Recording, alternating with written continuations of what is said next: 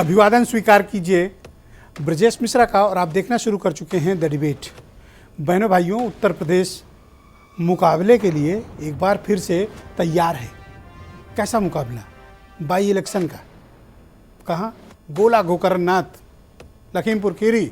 और वहाँ पर भारतीय जनता पार्टी और समाजवादी पार्टी आमने सामने है। बाई इलेक्शन इसलिए हो रहा है क्योंकि बीजेपी के मौजूदा विधायक अरविंद गिरी का हार्ट अटैक से निधन हो गया था और ये सीट रिक्त हुई।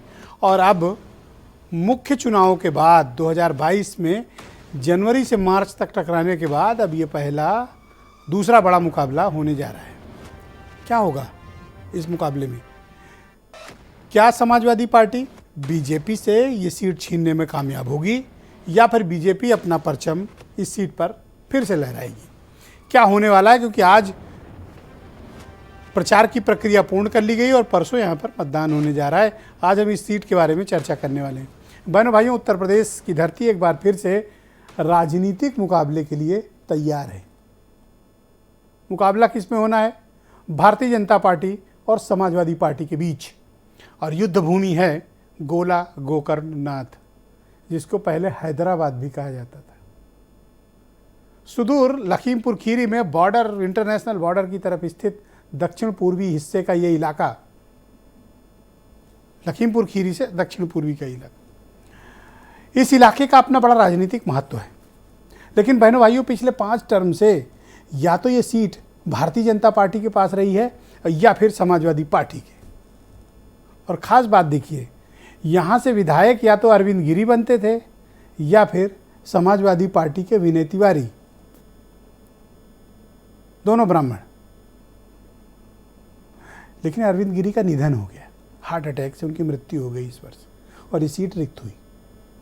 तो बीजेपी ने किसे उतारा? अमन गिरी को, अरविंद गिरी के बेटे को। और फिर मुकाबले में कौन है? विनय तिवारी। 2012 में समाजवादी पार्टी इस सीट पर काबिज रही है। उसके पहले अरविंद गिरी खुद समाजवादी पार्टी में थे। 96, उसके बाद 2002 और 2004 का चुनाव भी, वो 7 का भी चुनाव जीते थे इसी पार्टी से। लेकिन 12 में कांग्रेस में गए, हार गए थे, तब से बीजेपी में चले गए। इस सीट का समीकरण बड़ा दुरुस्त है। इस सीट पर मुख्यतः ब्राह्मणों का कब्जा है। अब आप सोचेंगे ये जाति की बातें क्यों शुरू होंगी? क्योंकि जाति उत्तर प्रदेश के चुनाव की सच्चाई है। आप इससे मुंह नहीं मोड़ सकते। ब्राह्मण बाहुल्य सीट है। लेकिन इस सीट पर 2 और फैक्टर हैं, कुर्मियों का, मुसलमानों का। तो पिछली बार जब अरविंद गिरी खड़े हुए, विनय तिवारी को वोट कम पड़े और कुर्मियों का, ब्राह्मणों का वोट लेकर अरविंद गिरी यहां से बन गए विधायक। लेकिन अब जब चुनाव के बाद तस्वीरें बहुत बदली हैं, और ऐसा नहीं, ये इलाका भी उत्तर प्रदेश के बाकी जगहों जैसा है। यहाँ के मुद्दे भी वही हैं जो आपके यहाँ के मुद्दे हैं। तो यहाँ कोई बहुत विशेष मुद्दा नहीं है। और इसको छोटी काशी भी कहा जाता है उत्तर प्रदेश में। बड़ा प्रचलित, बड़ा ही प्राचीन इलाका है। दुर्गम है, जाने में टाइम लगता है, लेकिन है बहुत ही मशहूर जगह। गोला गोकर्णनाथ, पुराना हैदराबाद। तो इस बार 3 नवंबर को, यानी परसों, वहाँ पर वोटिंग है। और भारतीय जनता पार्टी ने पूरी ताकत लगा दी है। पूरी उत्तर प्रदेश की सरकार गोला गोकर्णनाथ में बैठ गई थी जाके, और खूब प्रचार किया बीजेपी ने। मुख्यमंत्री, दोनों डिप्टी चीफ मिनिस्टर, प्रदेश अध्यक्ष, मिनिस्टर्स, हर जाति के इम्पॉर्टेंट मिनिस्टर, बड़े बड़े नेता, सब ने वहाँ पर अपना अपना प्रचार कार्य किया। समाजवादी पार्टी ने अखिलेश यादव के अलावा सारी लीडरशिप को वहाँ झोंक रखा है। सब वहाँ कैंप किए हुए हैं। तो मुकाबले में कोई किसी से कमज़ोर नहीं है। लेकिन अमन गिरी, अरविंद गिरी के बेटे हैं, सहानुभूति की लहर पर सवार हैं। लेकिन विनय तिवारी भी चैलेंज दे रहे हैं कि इस बार तो विधायक बना दो, 2 बार तो हार गए हैं। और जाति इक्वेशन वहां पर सबसे मुख्य फैक्टर है। अगर अमन गिरी के साथ ब्राह्मण खड़ा रहा तो बीजेपी जीतेगी, और अगर ये वोट बटे तो विनय तिवारी आगे हो जा सकते हैं। मुस्लिम वोट का पैटर्न समाजवादी पार्टी के साथ, कुर्मी वोट ज़्यादातर चंक उसका बीजेपी को जा रहा है और कुछ हिस्सा उसको समाजवादी पार्टी को भी आएगा। और इस जगह पर यह ऐसी खासियत है कि यहाँ बाकी पार्टियाँ इरेलीवेंट हैं, अप्रासंगिक हो चुकी हैं, चाहे वो बीएसपी हो या फिर कांग्रेस, मुकाबला आमने सामने का है। तो रामपुर आजमगढ़ के बाद ये भिड़ंत हो रही है गोला गोकर्ण नाथ में, क्या होगा? और 6 नवंबर को जब नतीजे आएंगे तो पता चलेगा कि यहाँ पर स्थिति क्या रही है। मोटे तौर पर 2022 में आम इलेक्शन जब हुए थे अभी विधानसभा के, इस सीट पर बीजेपी के कैंडिडेट जीते थे अरविंद गिरी और उनको मिले थे 48% से ज़्यादा वोट, और समाजवादी पार्टी के विनय तिवारी को मिले थे 37%। अंतर कितना है? 11% का।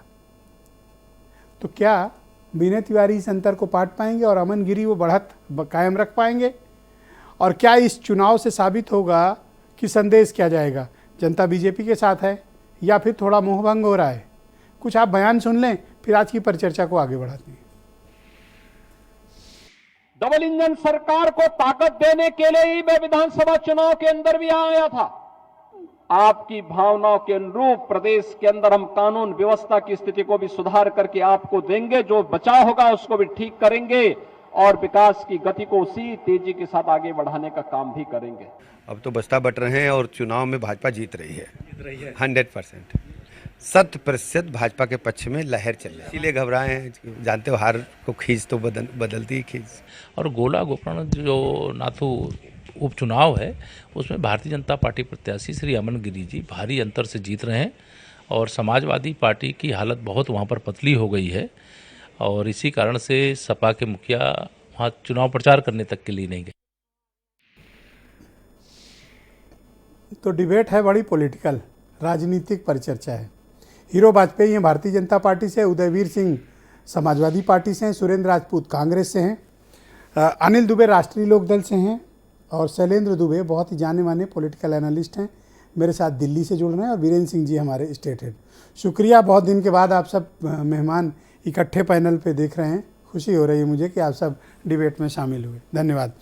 हीरो वाजपेयी जी, कार्यक्रम की शुरुआत आपसे है क्योंकि दबाव भारतीय जनता पार्टी पर है कि वो अपनी इस सीट को कैसे बचाए विपक्ष के हाथ में जाने से। आप बताइए तरकीब क्या है, बचाओगे कैसे?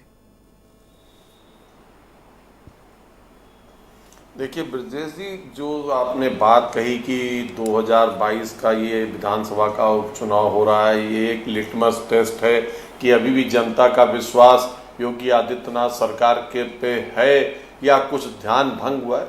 मैं पूरी जिम्मेदारी से कहना चाहता हूँ कि जनता का जो विश्वास है वो लगातार योगी आदित्यनाथ जी के नेतृत्व में बना हुआ है और इस उपचुनाव का रिजल्ट भी आप देखेंगे भारतीय जनता पार्टी के पक्ष में ही आने वाला है। हाँ, जहाँ तक बात आपने कही कि पूरी सरकार लगी है, ये लगी है, भारतीय जनता पार्टी एक कैडर बेस्ड पार्टी है, 24/7 काम करने वाले वर्कर हैं और जो भी परीक्षा आती है उसमें पूरी तन्मयता से सभी लोग जुटते हैं और मुझे लगता है ये परीक्षा भी भारतीय जनता पार्टी अच्छे नंबर से पास करेगी। हमारे पास एक बढ़िया नेतृत्व है, स्पष्ट नीति है, नियत है और एक काम करने वाले फुल टाइम डेडिकेटेड वर्कर। देखिए, आपने कहा कि मैंने ये बात बोली कि पूरी सरकार लगी है, तो मैं इसका प्रमाण के साथ कह रहा हूँ। प्रमाण इसलिए दे रहा हूँ, मुख्यमंत्री की विजिट हुई, दोनों डिप्टी सीएम कई बार गए, अध्यक्ष गए, कौन सा ऐसा कैबिनेट मिनिस्टर है जो वहां नहीं गया? इसलिए मैं कह रहा हूँ पूरी सरकार लगी है। माना जाता है कि सरकार लगी है, पूरी सरकार। मैं तो मान रहा हूं ना, मैंने कब मना किया कि नहीं लगी है? मैंने तो कहा कि हमारे सारे डेडिकेटेड वर्कर लगे हैं, तो जो डेडिकेटेड वर्कर है वो पदों पर भी है ना जी। दूसरा जवाब ये दीजिए कि आपने अरविंद गिरी के बेटे को टिकट दिया, कोई कार्यकर्ता को भी तो दे सकते थे, क्या ये परिवारवाद नहीं है? देखिए, ऐसा है कि परिवारवाद की परिभाषा में जाएंगे तो पैनल में बैठे बहुत से लोगों को दिक्कत हो जाएगी।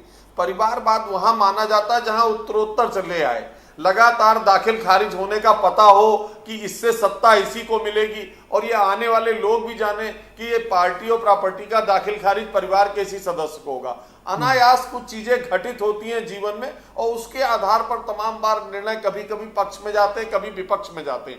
भारतीय जनता पार्टी की एक लंबी श्रृंखला है, बड़े बड़े नेताओं के पुत्रों को टिकट नहीं मिली और तमाम सामान्य कार्यकर्ता के पुत्र चुनाव लड़ जाते हैं।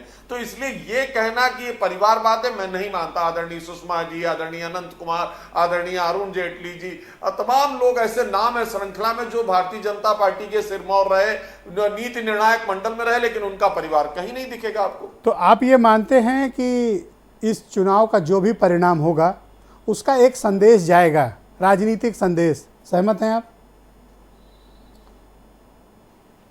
जी ब्रजेश जी, अगर ब्रजेश जी डिबेट कर रहे हैं इस एक सीट के उपचुनाव पे, तो इसका संदेश ऑलरेडी पूरे उत्तर प्रदेश नहीं पूरे देश में जाएगा। सिर्फ उत्तर प्रदेश में नहीं जाएगा, देश में जाएगा।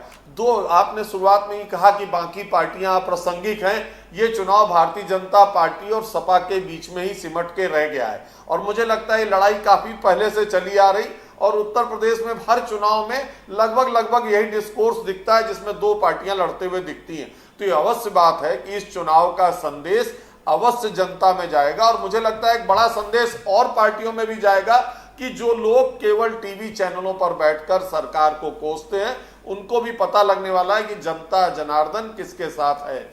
बहुत शुक्रिया आपका। मैं उदयवीर सिंह जी को आमंत्रित करता हूं। उदयवीर जी, बहुत शुक्रिया, बहुत दिनों के बाद आप डिबेट में दिखे। मैं आपसे समझना चाहता हूं कि समाजवादी पार्टी के लिए गोला गोकर्ण नाथ की सीट कितनी इंपॉर्टेंट है अपने लिए, क्या आप पर्सपेक्टिव वहां तलाशते हैं, और क्या सपा वहां दबाव में है? गोला गोकर्ण नाथ, अरविंद गिरी जी जब समाजवादी पार्टी के नेता लंबे समय तक रहे तो वहाँ से जीतते रहे, और जब पार्टी उन्होंने छोड़ी तो विनय तिवारी को समाजवादी पार्टी ने लड़ाया और विनय तिवारी जीते। पिछले चुनाव में भी विनय तिवारी और अरविंद गिरी जी के बीच में ही चुनाव हुआ था। तो निश्चित तौर पे समाजवादी पार्टी की जड़ें, समाजवाद की जड़ें गोला गोकर्णनाथ में बहुत नीचे तक हैं। इसलिए ये चुनाव समाजवादी प्रोस्पेक्टिव से भी महत्वपूर्ण है, और इस प्रोस्पेक्टिव से भी महत्वपूर्ण है कि भारतीय जनता पार्टी जहाँ जहाँ अन्याय अत्याचार का अपना रथ चला रही है, वहाँ उससे समाजवादी पार्टी लड़ने की प्रयास करती है, रोकने की कोशिश कर रही है, सामने खड़े होकर लड़ रही है। तो इस लिहाज से भी ये ज़रूरी है कि प्रदेश की जनता के बीच में सरकार बनने के बाद जो अहंकार छाया है सरकार के ऊपर, उसको जनता के बीच में ले जाके इनको एहसास कराने का प्रयास किया जाए कि आप क्या कर रहे हो। जनता की सोच जनता के हिसाब से चलती है, पट्टा नहीं होता है ये। तो मुख्य मुद्दे कौन से मुद्दे हैं जिनसे आपको लगता है? जी, एक दो मिनट। हीरो वाजपेयी जी ने काफ़ी बात आपको पहले ही बता दी है, आपने अंतर नहीं किया, पता नहीं उनका दबाव है या आपने क्या अंतर था, बताओ ना आप। उन्होंने ये दोस्त हैं हमारे, आप जैसे ये नहीं दोस्त। कहा कि भारतीय जनता पार्टी लड़ रही है। उन्होंने आपसे कहा मैं मान रहा हूं पूरी सरकार लगी है, सरकार में खाली मंत्री नहीं होते हैं। कौन होता है सरकार? उस बीएलओ से लेके पुलिस के सिपाही तक और डीएम से लेके वही आदमी एसडीएम होता है, वही आदमी इलेक्टोरल रोल बनाने वाला ऑफिसर होता है, वही आदमी आरओ होता है।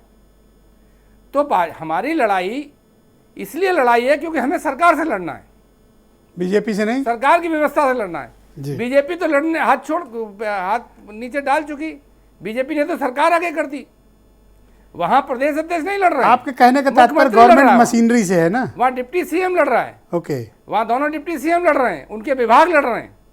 और उपचुनावों में ऐसा होता है, कोई खास बात नहीं है।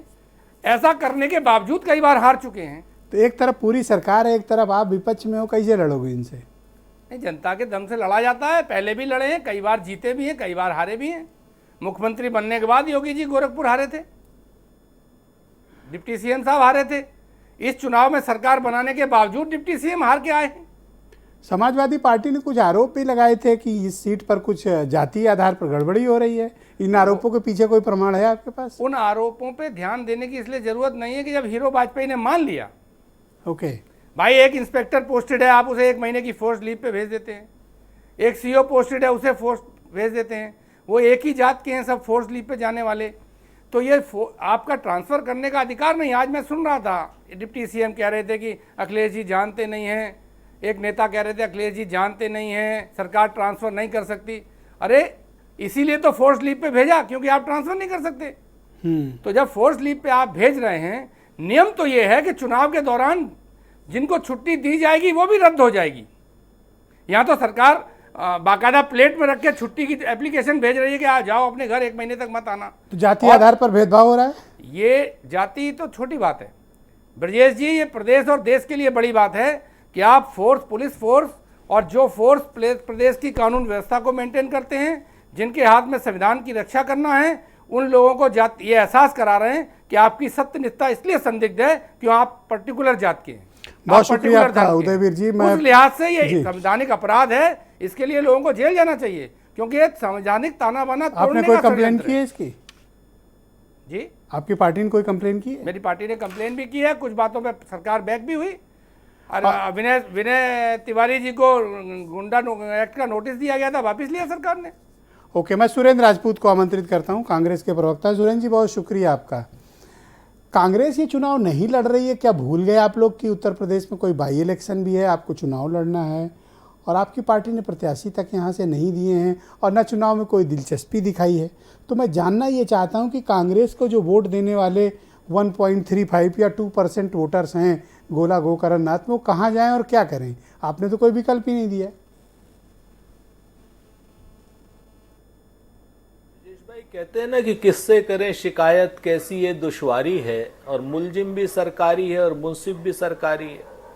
हमने तो एक रणनीति के तहत अपना प्रत्याशी नहीं उतारा है, क्योंकि हम अपने संगठन में लगे हुए हैं, हम अपने लगातार संगठन को मजबूत करने में लगे हुए हैं। हम प्रदेश अध्यक्ष अभी हमने घोषित किया है, प्रधान क्या नाम 5 प्रांतीय अध्यक्ष घोषित किए हैं, और कांग्रेस जो है पूरे अखिल भारतीय स्तर पर और जगहों पर भी उपचुनाव लड़ रही है, किसी जगह पे सपोर्ट कर रही है।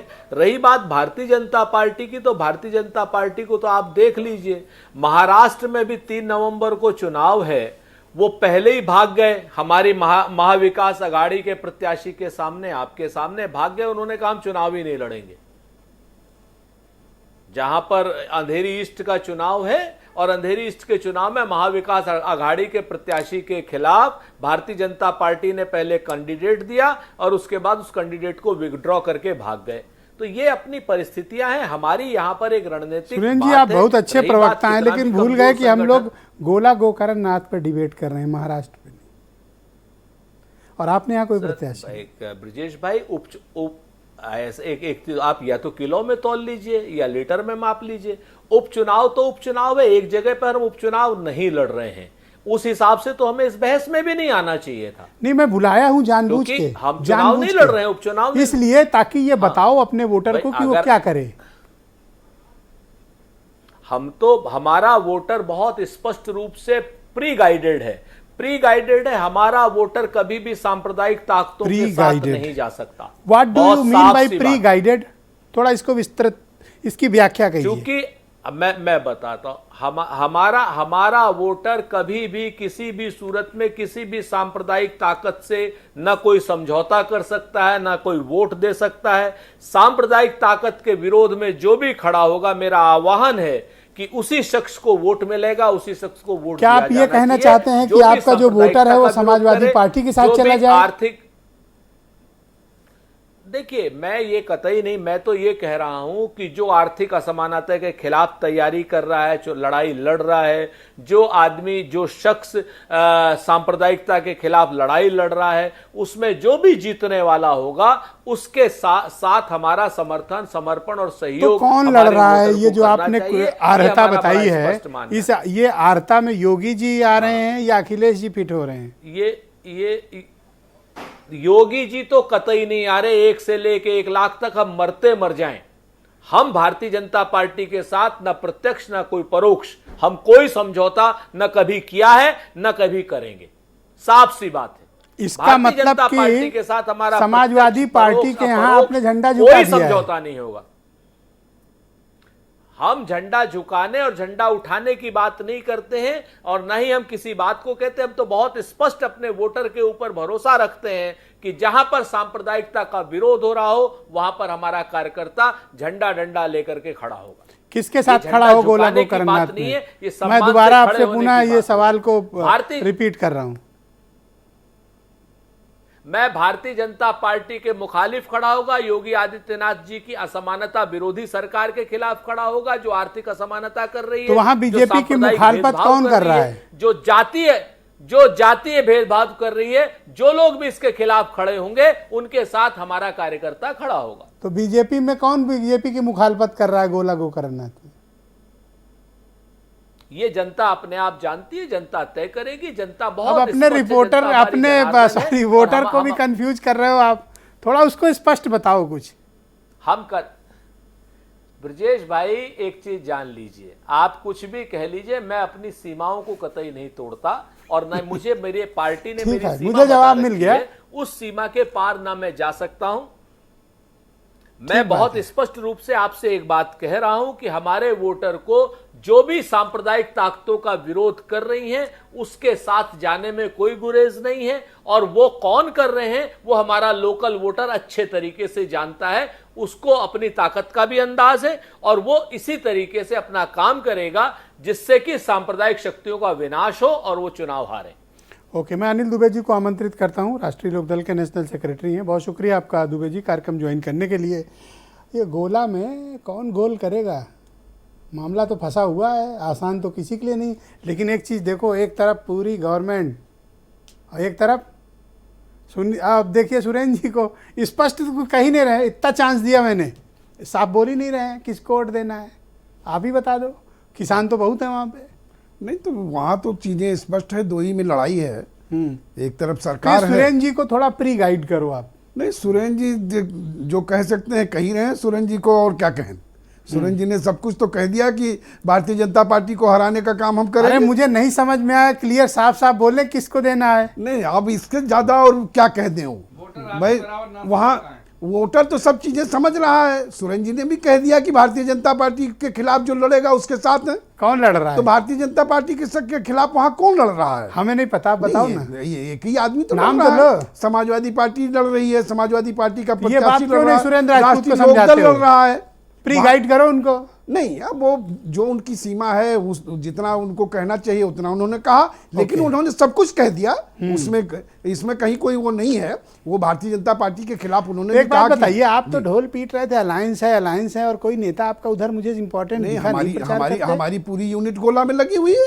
हमारी जो जिला इकाई है, जिला वो- इकाई क्या है? तो जिला बड़े इकाई- नेता तो गए नहीं कोई नहीं, वहां पे जिला इकाई तो है भाई, कार्यकर्ता वही तो हमारी ताकत है।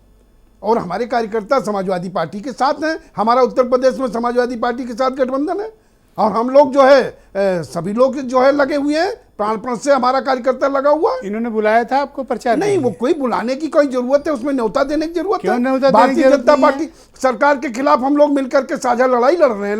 हाँ। वहां पर हमारा प्रत्याशी नहीं लड़ रहा है और समाजवादी पार्टी लड़ रही है। हमारा उत्तर प्रदेश में इनसे गठबंधन है, हम लोग मिल करके काम कर रहे हैं। मेरे ऊपर क्यों चिल्ला रहे हो? मैं नहीं। तो सवाल पूछ रहा हूँ। नहीं, आप मैं सवाल हर पूछ तरह रहे हो, से मैं पूछ रहा सवाल हूँ का भाई, जवाब दे रहा हूँ। पक्का कर ले रहा हूँ कि आपका मतलब क्या है। नहीं। चिल्लाने से थोड़ी बात बनेगी। नहीं, हमारा तो पकड़ रहे हो खुला मेरे मतलब ऊपर। है, हमारा ब्रजेश जी खुला मतलब है कि हम भारतीय जनता पार्टी से लड़ने के लिए जो है हम लोग कटिबद्ध हैं। तो क्या माहौल दिख रहा है गोला में आपको? अब वहाँ कोई भारतीय जनता पार्टी तो लड़ने का काम कर नहीं रही है, वहाँ सरकार लड़ रही है। और सरकार जिस तरह से जो भी हथकंडे हैं वो अपना रही है, लेकिन जनता भी वहाँ पर हमारे साथ है।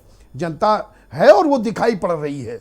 कोई ज़रूरी नहीं है कि ये कैराना भी हार चुके हैं, गोरखपुर भी हार चुके हैं, और हो सकता है गोला भी हारे। अरे चाहे तो जितना- 2018 से बहुत पानी बह चुका है दुबई नहीं, जी। कितना पानी बह गया, वही लखीमपुर तो है जहाँ पर किसानों की आप भूल के गए, ऊपर 6 गाड़ी की 6 चढ़ाई सीट अभी जीत के आई बीजेपी नहीं, 2022 में। 6 की 6 62 सीटें ब्रजेश जी, 62 सीटें हराने का काम उत्तर प्रदेश में किया गया था। सरकार समाजवादी पार्टी और राष्ट्रीय लोकदल गठबंधन की बन रही थी। किस तरीके से सरकार आप बनाई गई? लखीमपुर करते रहे, मुद्दा उठाते, 6 की 6 बीजेपी जीत के आई। नहीं, है कोई जवाब आपके पास? अब मैंने कहा ना कि सरकार के अपने भी हथकंडे होते हैं। हम 62 सीटों पर कितने कम वोटों से हारे हैं। राष्ट्रीय लोकदल 8 सीटों पर बहुत नामनल वोटों से हारा था, केवल राष्ट्रीय लोकदल। आज संख्या कुछ और होती तो गठबंधन को हराने का काम किया गया। और आज वहां भारतीय जनता पार्टी ब्रजेश जी नहीं लड़ रही है, वहां पूरी उत्तर प्रदेश सरकार लड़ने का काम कर रही है। अब मैंने ओपनिंग स्पीच पे बोल दिया और आपने उस गेंद को पकड़ लिया, उसी पे टकाटक खेल रहे अब हो। वो आपने जो आपने सही बोल दिया, वाजपेयी जी हाँ तो बोल मैं रहे। तो बोला, दिख रहा है, जो दिखा वही तो बोला। नहीं, जो आप वही और आप सबको उसी दिख रहा- गेंद को खेल जो रहे हो। आपने देखा, आपने जो देखा, आपने कोई गलत नहीं अरे देखा, वो दुनिया जनता भी तो रही देख रही दुबे है। जी, आप भी तो देखो। नहीं, हम भी देख रहे हैं, हम तो देख ही रहे हैं कि किस तरह सरकार लगी हुई है। ओके, मैं शैलेंद्र दुबे जी को आमंत्रित करता हूं, दिल्ली से मेरे साथ जुड़ चुके हैं, बहुत ही जाने माने पॉलिटिकल एनालिस्ट हैं। शैलेंद्र जी, शुक्रिया आपका। तो ये आजमगढ़ और रामपुर के बाद ये पहला बड़ा मुकाबला होने जा रहा है असेंबली का, बाई इलेक्शन, गोला गोकरण नाथ। लेकिन मुख्य मुकाबला किस में सिमट गया? अब देखिए, अब सीन बदल गया है यूपी का। अभी क्या था सीन में, बीजेपी और समाजवादी पार्टी आमने सामने, सपोर्टिव में कौन था, बीएसपी और कांग्रेस। अब ये दोनों पीछे हुए हैं। अब आमना सामना किसका है, बीजेपी का और समाजवादी पार्टी का।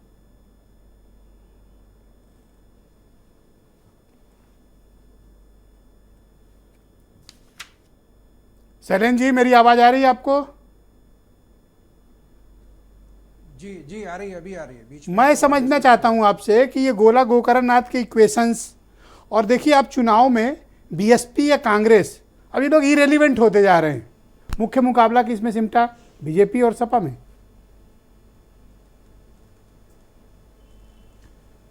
देखिए मिश्रा जी, ऐसा है 2019 के आम चुनाव के बाद मैंने तमाम जो है चैनल्स पे इस बात को स्पष्ट रूप से रखा है कि अब जितने भी चुनाव देश में होंगे वो सारे के सारे चुनाव बाइपोलर होंगे।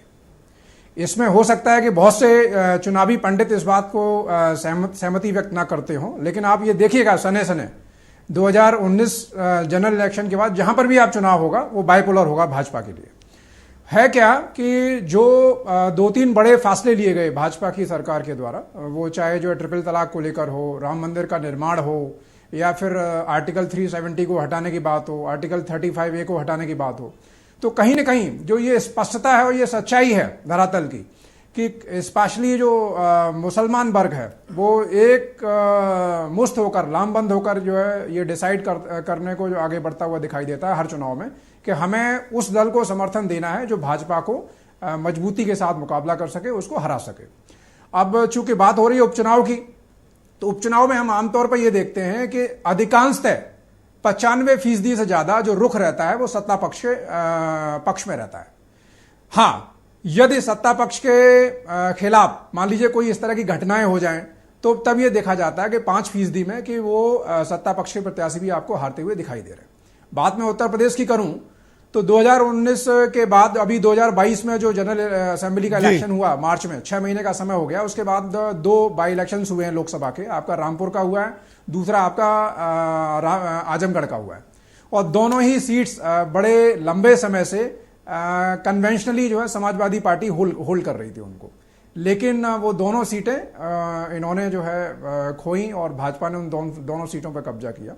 अभी अगर इस चुनाव की बात करें तो इस चुनाव में क्या है कि जिस तरह से भाजपा ने वहां जो सिटिंग एमएलए थे उनके पुत्र को जो टिकट दिया है, तो कहीं ना कहीं वो दिमाग में इस बात को रखा है कि सहानुभूति उससे उनको मिलती हुई दिखाई दे रही है उनके जो पुत्र को जी। और यहाँ पर अगर मान लीजिए ऐसा होता है, मैं दोनों अगर पक्षों की अगर आकलन करना चाहूं, मान लीजिए अगर समाजवादी पार्टी अगर चुनाव जीतती है उदाहरण के तौर पर, तो क्या होगा कि समाजवादी पार्टी के कैडर को एक बूस्ट मिलेगा कि आपने जो 6 महीने के अंतराल में जो चुनाव हुआ और उसमें विधानसभा स्तर पे आपने सत्ता पक्ष प्रत्याशी को हराने में सफलता हासिल की। लेकिन अगर भाजपा जीतती है, जिसकी संभावना मेरे आकलन के हिसाब से काफी अधिक है, तो ऐसी स्थिति में यह है कि भाजपा को तो कोई बहुत बड़ा वो नहीं मिलने वाला है, क्योंकि न तो सरकार की सेहत पर कोई असर पड़ेगा, और जाहिर सी बात है चूंकि पहले सीट भी उनके पक्ष में ही थी, लेकिन समाजवादी पार्टी का जो कैडर है उसके लिए कहीं ना कहीं थोड़ी जो निराशा हाथ लगेगी। इस इक्वेशन को थोड़ा सा चर्चा में हमको बढ़ाना भी चाहिए कि ये बीएसपी और कांग्रेस धीरे धीरे पॉलिटिकली इरेलीवेंट क्यों होते जा रहे हैं। जैसे सुरेंद्र जी ने कहा संगठन का विस्तार कर रहे हैं इसलिए प्रत्याशी नहीं उतारा, जो वोटर है वो सांप्रदायिक ताकतों के खिलाफ जाए। बीएसपी का क्या है, कभी लड़ती है उपचुनाव, कभी नहीं लड़ती है, उनका बहुत कुछ स्पष्ट होता नहीं है। देखिए, मैं इस जो रणनीति जो इन्होंने अपनाने का प्रयास किया है, मैं इससे सहमत नहीं हूं।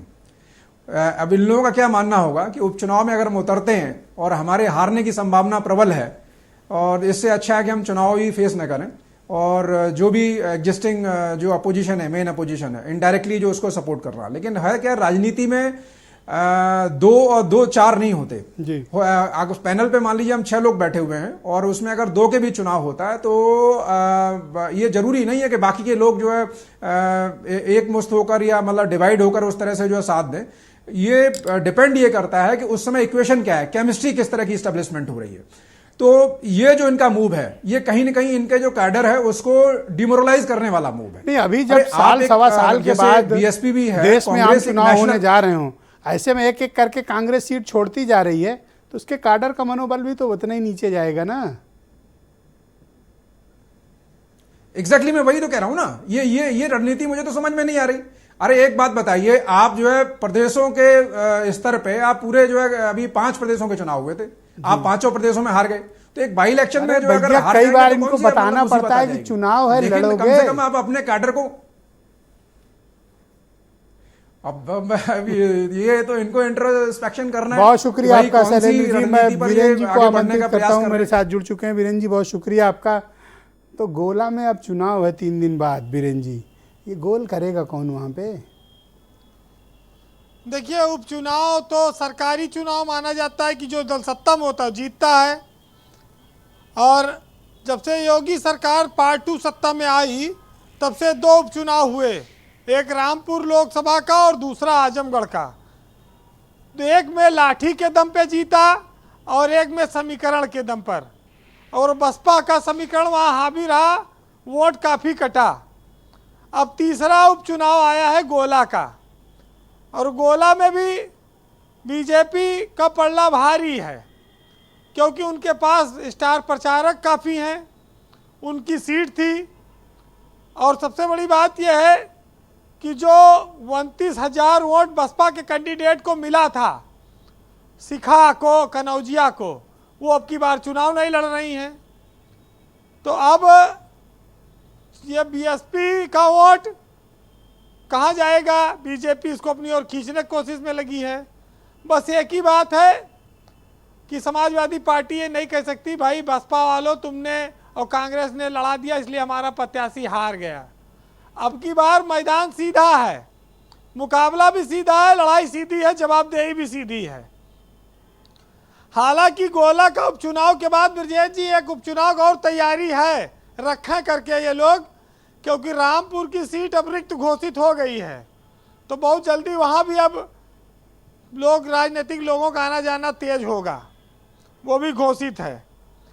ये गोला के चुनाव का समीकरण आप देखें तो गिरी वोट वहाँ कम है, लेकिन बीजेपी 29-30 हज़ार वोट से जीती थी। उतने वोट बसपा और कांग्रेस को मिला के मिला है।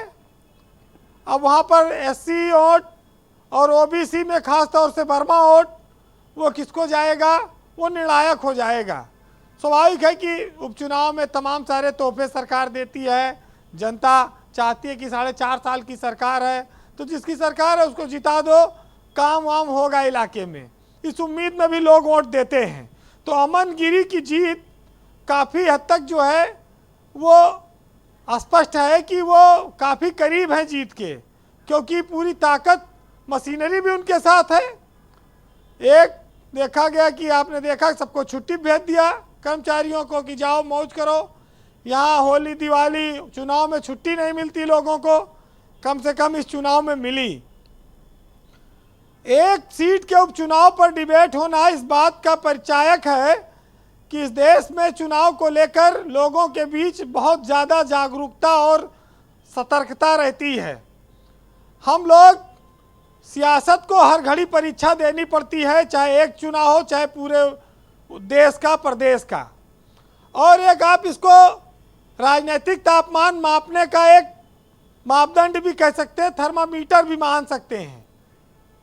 ये जरूर है कि अभी लोकसभा चुनाव 24 में होगा।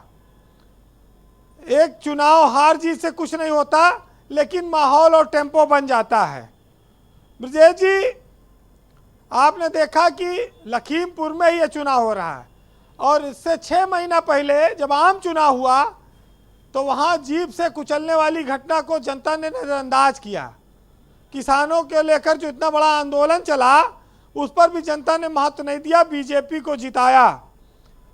तो ये जनता का जो मिजाज है वोट देने का, वो किस पर है? वो सीधे सीधे हिंदू मुस्लिम पर है।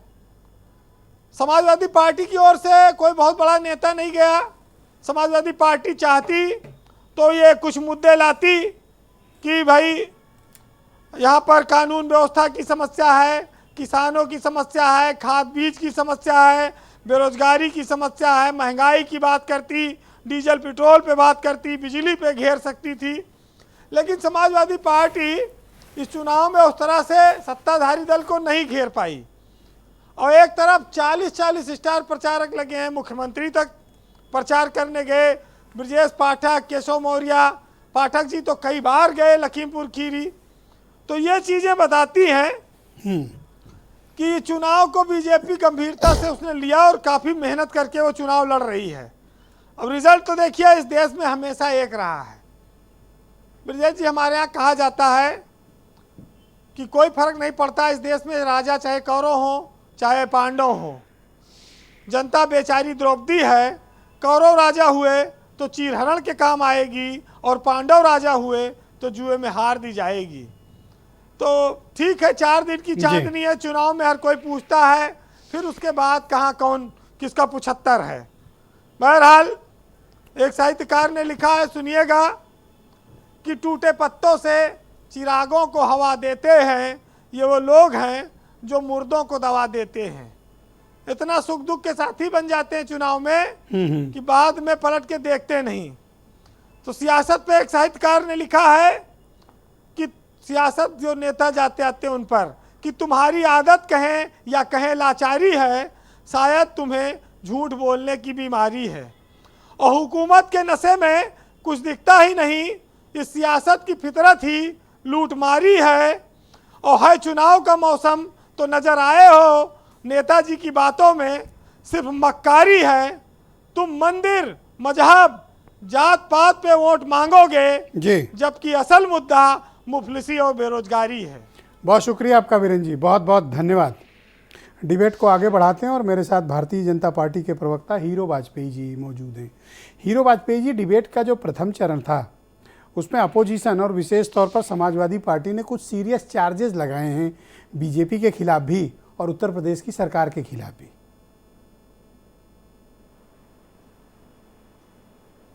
देखिए ब्रजेश जी, लगातार हारते रहने से कोई ठीकरा फोड़ने के लिए कोई एक चीज़ तो चाहिए होती है। तो वो लगातार जो अपोजिशन होता है वो ये कहता रहता है कि सरकारी ही लोग हैं। अरे ये सरकार किसकी है? भारतीय जनता पार्टी की। योगी आदित्यनाथ मुख्यमंत्री किसके हैं? भारतीय जनता पार्टी के। दोनों डिप्टी सीएम किसके हैं? भारतीय जनता पार्टी के। ये स्टार प्रचारक किसके हैं? भारतीय जनता पार्टी। तो ये लोग जाएंगे प्रचार करने। अब जनता ने हमें मैंडेट दिया है, हम मुख्यमंत्री है भारतीय जनता पार्टी का, तो प्रचार करने जाएगा। इसको इस तरह से नहीं लेना चाहिए। देखिए, आप चुनाव लड़ रहे हैं, जनता के बीच में जाइए, सरकार के विषय रखिए, प्रजातंत्र है, अपनी बात कहिए और मैंडेट को स्वीकार करिए। अभी निकाय चुनाव नहीं हुआ, अखिलेश यादव का बयान आ रहा है कि बेईमानी होने वाली है, बेईमानी होने वाली है। हार के भय से इस तरह की बातें करना मुझे लगता है चैनल पे शोभा नहीं देता है। हार का एक बहुत बड़ा प्रमुख कारण है विपक्ष का चुनाव से पहले ही प्रलाप करना। जनता मान रही है कि ये लोग हारने वाले हैं और पहले ही से चिल्लाने लगते हैं। मुझे लगता है इन बातों को छोड़कर मुद्दों की राजनीति करने का काम करना चाहिए। क्या हुआ और क्या नहीं हुआ, क्या हमारे विधायक अरविंद गिरी ने वहां नहीं किया, वो हम करके दिखाएंगे। ये तो कोई बात सामने आई नहीं। सिर्फ ये है कि भारतीय जनता पार्टी सरकारी मशीनरी का दुरुपयोग करे, इसलिए हम हार जाएंगे। पहले ही से प्रलाप। कांग्रेस का कहना है कि हम लड़ नहीं रहे। अच्छा, ये बताओ, जो ये आपके दोस्त हैं सुरेंद्र राजपूत, ये कहना कुछ चाह रहे हैं, कह कुछ रहे हैं, इनकी बातों में स्पष्टता भी नहीं है और ये अपने वोटर को बता भी नहीं पा रहे हैं कि करना क्या है। नहीं आ रहा हूं, इसके बाद आप ही। देखिए ब्रजेश जी, एकदम स्पष्ट है राजपूत जी। उन्होंने कहा कि सांप्रदायिक ताकतों के खिलाफ वोट देना है। अब ये वोटर पर उन्होंने छोड़ दिया कि वो किसको सांप्रदायिक मानता है। तो बहुत अच्छी बात है। मुझे लगता है लोकतंत्र में वोटर पे किसी का एकाधिकार होना ही नहीं चाहिए। कांग्रेस ने अपने वोटर को स्वतंत्र कर रखा है कि जिसको जिस नजरिए से आप सांप्रदायिक समझते हो उसके खिलाफ जाएं। इससे बेहतर तो लोकतंत्र में उदाहरण नहीं मिलेगा। सुरेंद्र राजपूत जी एक विद्वान प्रवक्ता, और मैं तो इनको देखकर प्रवक्ता वाली लाइन में आया हूं कि प्रवक्ता होना बहुत अच्छी चीज होती है। वाह, बहुत बढ़िया। हाँ उदयवीर जी, आप कुछ कहना चाह रहे थे, पहले आप कह लें। देखिए, हीरो वाजपेयी जी जैसे सुरेंद्र राजपूत जी को धन्यवाद दे रहे हैं, मैं उनको धन्यवाद दे रहा हूँ। हीरो वाजपेयी को? हाँ। क्यों? क्योंकि पहली बार मैं देख रहा हूँ कि वो आराम से स्वीकार कर रहे हैं। अब प्रवक्ता हो गए, सपा के प्रवक्ता तो बन नहीं सकते, वो तो भाजपा के ही रहेंगे। उन्होंने कोई जवाब नहीं दिया कि प्रशासनिक निर्णयों पर जो सवाल उठा वो सही थे कि गलत थे, हुए थे कि नहीं हुए थे। उन्होंने नहीं जवाब दिया। राजनीति में जब प्रवक्ता सवाल का जवाब न दे तो स्वीकारोक्ति मानी जाती है, तो स्वीकार कर लेता है कि हाँ ठीक है। हमने कब कहा कि निकाय चुनाव में बेईमानी होने वाली है? हमने ये कहा कौन हारने वाला है, कौन जीतने वाला है? पहले ही से हमने आप वाजपेयी जी, मैंने आपको टोका एक सेकंड रुक जाइए, उनको कह लेने दीजिए। मैंने टोका नहीं था। आप अनइंटरप्टेड बोले, ये भी अनइंटरप्टेड बोले। बोलिए। सवाल ये है, हम जो प्रशासन सरकार अपनी चीज़ों का दुरुपयोग कर रही है, हम उस पर सवाल करेंगे। इनको लगता है भारतीय जनता पार्टी छोड़ो, कलेक्टर की पैरोकारी में खड़े होना है। हम चुनाव आयोग के प्रवक्ता हैं, हम कलेक्टर के प्रवक्ता हैं, हम लेखपाल के प्रवक्ता हैं, उस पर जवाब देते हैं। हमने कहा चुनाव आयोग ने वोट काटे। इतिहास में आज तक कभी चुनाव आयोग ने चुनाव खत्म होने के बाद किसी नेता के अपने सम्मेलन में दिए भाषण पे नोटिस नहीं दिया। उन्होंने हमें दिया, हमने कहा हम उन्हें जवाब देंगे। अब इस बात से भारतीय जनता पार्टी परेशान है। अरे आप क्यों परेशान हो भाई? चुनाव आयोग ने पूछा है, हम उनको जवाब देंगे। हम पूछेंगे भाई, अकेले अखिलेश जी के बयान पे क्यों दिया? कल एक भाजपा के नेता ने भी लिख के दिया है, विधायक ने लिख के दिया है निकाय चुनाव के बारे में शिकायत कि प्रशासन लोकल गड़बड़ कर रहा है, तो उस पर वाजपेयी जी का ध्यान नहीं जाता। तो सवाल ये है कि जनता के मुद्दे जनता के बीच में हमारे लोग रख रहे हैं। अब टीवी पे जो सरकार गलत या सही करती है, सही की तारीफ होगी, कुछ सही करो तो सही। अब ब्रजेश पाठक बेचारे बहुत सही करते हैं, आपकी भी पूरी सहानुभूति है, वीरेंद्र जी का तो पूरा प्यार है उनके, बहुत सही करते हैं बेचारे, जाके इंस्पेक्शन करते हैं, जांच करते हैं, गुस्सा करते हैं, जैसे दूध बार बार उफन उफन के आता है ऐसे उफन उफन के आते हैं। लेकिन उनके आने के बाद एक वार्ड बॉय नहीं हटता, कोई व्यवस्था नहीं बदलती, किसी सीएमओ पे कार्रवाई नहीं होती, उप मुख्यमंत्री का पद अपमानित होता है कि क्या जरूरत है उप मुख्यमंत्री की, जब उसकी कोई सुनता ही नहीं, उसकी कोई चलती नहीं। उन पे एक ही काम है कि समाजवादी पार्टी के नेताओं को गाली दो, उनके बारे में स्तरहीन बयान दो ताकि ब्रजेश जी थोड़ा चला दें, कुछ और लोग मित्रता निभा दें, कुछ यूनिवर्सिटी के साथी हैं मीडिया में, कुछ और सहानुभूति रखते हैं उनकी बोली भाषा के कारण। कुछ सपा में भी दोस्त हैं जो उस बयान पर प्रतिक्रिया दे दें। नहीं, सपा के दोस्त तो ठीक है, हमको तो देनी है जब आप पूछेंगे। तो मेरा कहना है कि संवैधानिक संस्थाओं का दुरुपयोग अपनी जगह है, उनकी शिकायत की जाएगी। उसे कोई पार्टी अपनी जीत का लाइसेंस मानती है तो वो मान सकती है, ये हमारा अधिकार है कि हम ये सुनिश्चित करें कि दरोगा का काम करे, नेता न बने। चुनाव आयोग का काम करे, और जनता के बीच में जो जाना है उनके 40 स्टार प्रचारक हैं, तो सपा के भी तो 40 स्टार प्रचारक हैं। अच्छा, कांग्रेस कोई मुख्यमंत्री उप मुख्यमंत्री बन गया तो कोई भगवान थोड़े हो गया, वो अपनी पार्टी का नेता है, मेरा नेता अपनी पार्टी का नेता। एक सवाल लीजिए, ये कांग्रेस का क्या इक्वेशन है आपके साथ? नहीं, कांग्रेस ने मेरी समझ से एक व्यवहारिक फैसला लिया है। हर जगह स्टेक्स होते हैं पार्टी के। मुझे कांग्रेस ने जो चुनाव लड़ा, जो वोट परसेंट आया, उस परसेंट के हिसाब से उन्हें लड़ना चाहिए वहां कि नहीं लड़ना चाहिए, ये कांग्रेस की लीडरशिप ने निर्णय लिया। तो क्या ये आपको जो सवाल करना चाहिए वो बीएसपी पे करना चाहिए। नहीं, पहले तो इन पे सवाल कर लेना, ये माने कि आपकी सॉफ्ट अंडरस्टैंडिंग है इनके साथ? नहीं, अंडरस्टैंडिंग और नहीं अंडरस्टैंडिंग, वो अपनी पार्टी के हिसाब से फैसला लेते हैं। नहीं, वो खुला आपके लिए क्या तकरीर कर रहे हैं ना, बीएसपी ने कोई तकरीर नहीं की ना आपके लिए। उन्होंने हमारे लिए तकरीर नहीं की, उन्होंने भारतीय जनता पार्टी के मुख्यमंत्री का नाम लेके उसके खिलाफ तकरीर की। लेकिन वाजपेयी जी को उसमें भी दिख रहा है कि सांप्रदायिक कौन है ये तय होना है। जब योगी जी का नाम ले दिया तो अच्छा, बीएसपी पहले कुछ कहना चाहते थे, मेरे पास है सब, मैं उसको नहीं समझ पा रहा हूँ जो आप कहना चाह रहे हैं। क्या कहना चाह रहे हैं बीएसपी के बारे में? देखिए, बीएसपी वैचारिक रूप से और राजनीतिक परिस्थितियों के रूप में भारतीय जनता पार्टी के टोटल खिलाफ थी, है और रहना चाहिए। जो बहुजन की विचारधारा है, जो उनके पॉलिटिकल गोल्स हैं, जो दलित की समस्या है, जो दलित का उत्पीड़न है, और जो पीड़ित शोषित वर्गों का जिस रास्ते पे काशीराम जी ने चला था, मुझे लगता है बीएसपी की लीडरशिप को बहुत भारी दबाव है। उनको या तो ब्लैकमेल किया जा रहा है या कुछ और हो रहा है। कोई ऐसा निर्णय लेते हैं कि एक जगह लड़ेंगे, एक जगह नहीं लड़ेंगे, एक साथ 2 चुनाव हो रहे हैं, यहाँ लड़ेंगे या नहीं लड़ेंगे, ऐसा निर्णय नहीं होता। बीएसपी पहले चुनाव नहीं लड़ती थी, लड़ देगी तो लड़ेगी, नहीं लड़ेगी तो नहीं लड़ेगी, और एक साथ चुनाव हो रहे हैं। तो जिस तरह की और भी बहुत सारी बातें, बहुत शुक्रिया, राजनीतिक मुद्दों पर समर्थन किया बीएसपी ने, जो बहुजन समाज पार्टी की विचारधारा के चलते कभी नहीं हो सकता, लेकिन किया। तो मुझे ऐसा लगता है कि उनकी वैचारिक समझ पे मुझे कोई सवाल नहीं करना, लेकिन मुझे ऐसा लगता है उन पर कोई राजनीतिक दबाव है। 11% का वोट था, या भारतीय जनता पार्टी की जो हाथ मरोड़ने की, लोगों को ब्लैकमेल करने की, उन पे मुकदमे, बहुत धन्यवाद आपका। मैं सुरेंद्र राजपूत जी को आमंत्रित करता हूं। धन्यवाद उदय जी। सरकारी मशीनरी की दुरुपयोग करने की राजनीति है, उसका हिस्सा भी हो सकता है कि बहुजन समाज पार्टी पे दबाव हो। Thank you Surendra Rajput ji. देखिए, शैलेंद्र जी ने एक बड़ी इंपॉर्टेंट बात कही, और उस बात को आगे बढ़ाया जाना चाहिए कि इस तरह चुनाव न लड़ने से आपके कैडर का मनोबल प्रभावित होगा, मनोबल गिरेगा। आप एक एक करके सब चुनाव, बाई इलेक्शन छोड़ते जा रहे हैं। अभी साल 1.25 साल के बाद जनरल इलेक्शन देश के सामने हैं।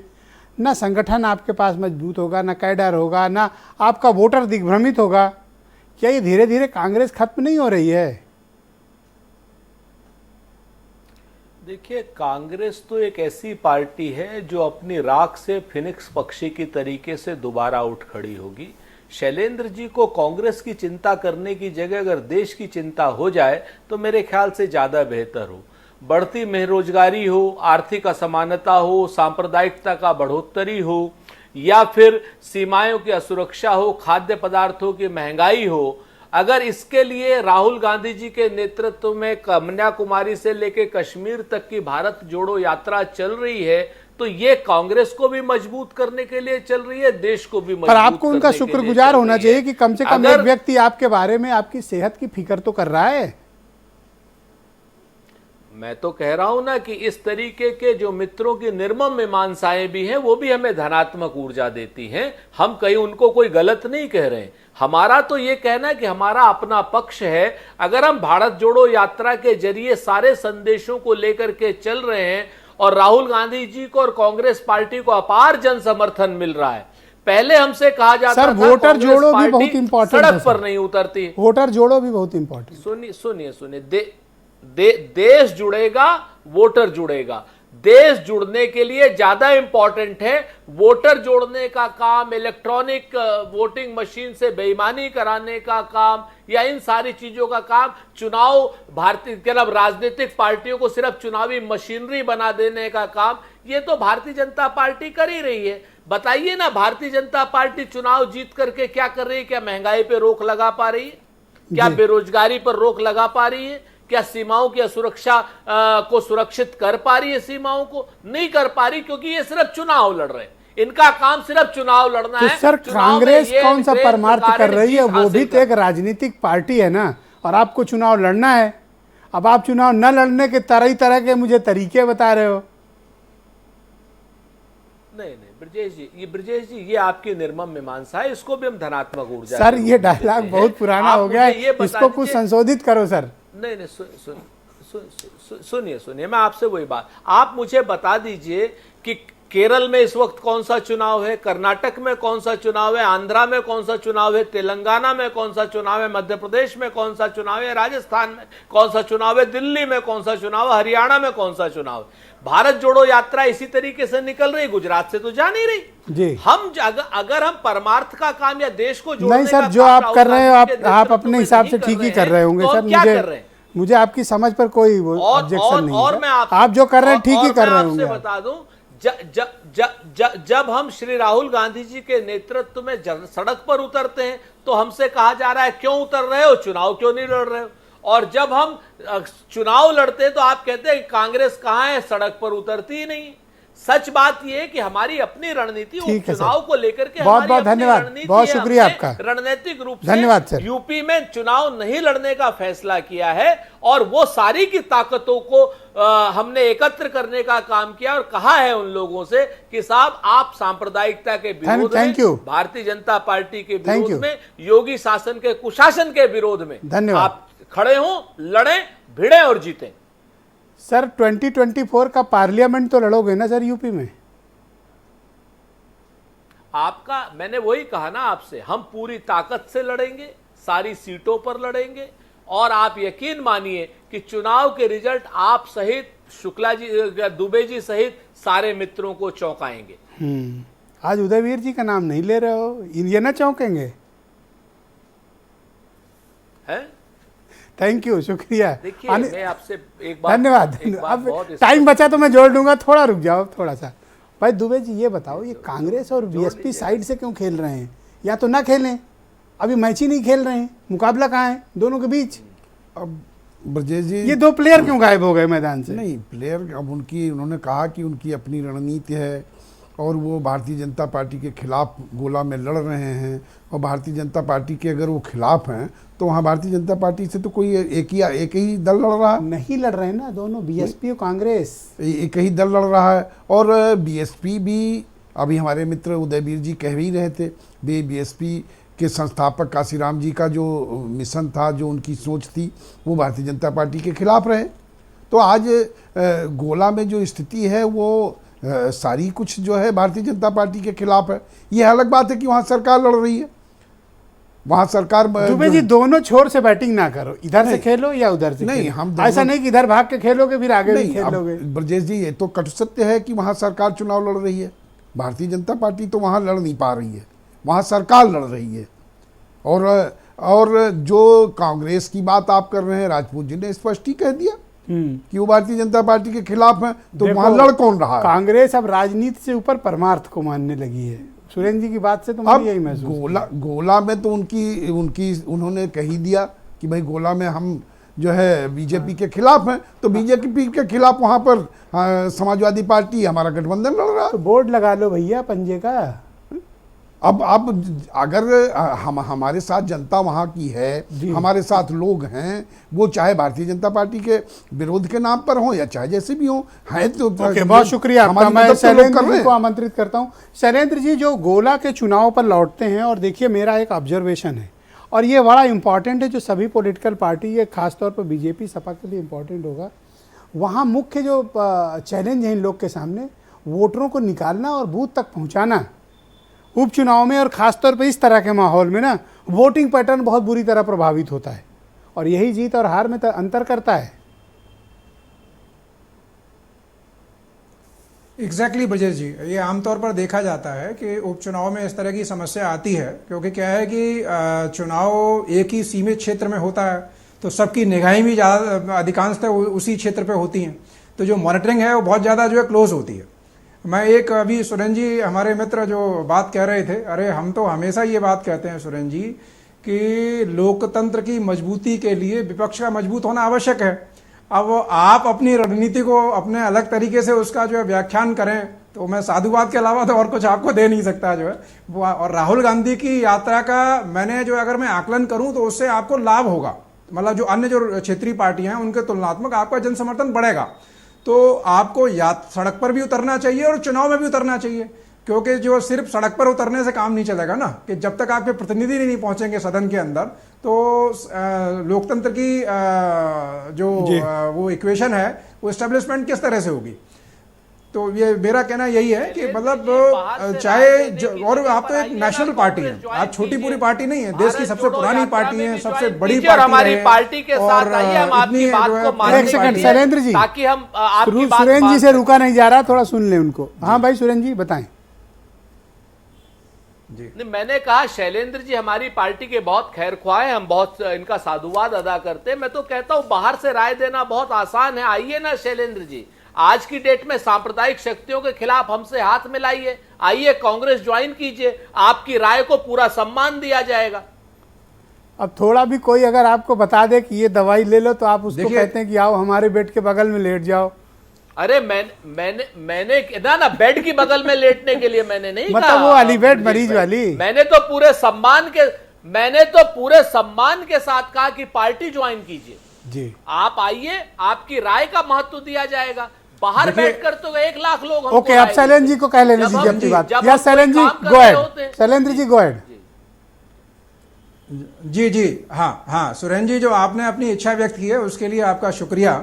लेकिन अभी जो मैंने जो आकलन किया है वो आकलन इस चीज को ध्यान में रख के किया है कि अभी विपक्ष में चूंकि आप पुराने दल हैं, अब मान लीजिए अभी उत्तर प्रदेश में चुनाव हो रहा है, तो आपको प्रासंगिक होने के लिए, प्रदेश इतना बड़ा जो है जहां पर 80 लोकसभा की सीटें हैं, तो जाहिर सी बात है ये 2024 में अगर आपको उपस्थिति अपनी मजबूती से दर्ज करानी है, तो सिर्फ जो है सांकेतिक तौर पे बहुत बहुत धन्यवाद। अपने पार्टी का पक्ष शुक्रिया, उसको जस्टिफाई नहीं कर सकते। ओके उदयवीर जी, आप कुछ कहना चाहते थे? 20 सेकंड आपके पास है और फिर आपको रिस्पॉन्ड करेंगे हीरो वाजपेयी। यस उदयवीर जी गो अहेड। शैलेंद्र जी ने एकदम सही कहा है, जनता का मन एक बात है और वोट को सरकारी लुटेरों से बचाना दूसरा काम है। हम सरकारी लुटेरों से बचाने का काम कर रहे हैं और जैसे पहले उपचुनाव जीते थे, मुझे पूर्ण विश्वास है इस बार भी समाजवादी पार्टी के कार्यकर्ताओं की मदद से समाजवादी पार्टी जीत के आएगी। Okay hero Vajpayee ji 20 second इनकी बात का रिस्पॉन्ड करें। देखिए, मैं बार बार लगातार कह रहा हूं कि भारतीय जनता पार्टी योगी आदित्यनाथ जी के नेतृत्व में ये चुनाव भारी बहुमत से जीतेगी। लीड पिछली बार से ज्यादा रहेगी और मैं चाहता हूं ब्रजेश जी इसी पैनल को आप फिर आमंत्रित करें तो लगता है इस डिबेट को पूर्ण होने में वो दिन जरूरी पक्का मैं है 6 नवंबर को ये कि जब पैनल लॉक कर लेता हूँ और इन्हीं लोगों को बुलाऊंगा। बहुत शुक्रिया, और मैं आप सबका बहुत आभार प्रकट करता हूँ इस परिचर्चा का हिस्सा बनने के लिए और अपनी अपनी ओपिनियन जनता के समक्ष प्रस्तुत करने के लिए। आप सबका बहुत बहुत धन्यवाद यह कार्यक्रम देखने के लिए, और बहनों भाइयों आप सबका भी बहुत शुक्रिया इस परिचर्चा में शामिल होने के लिए। नमस्कार।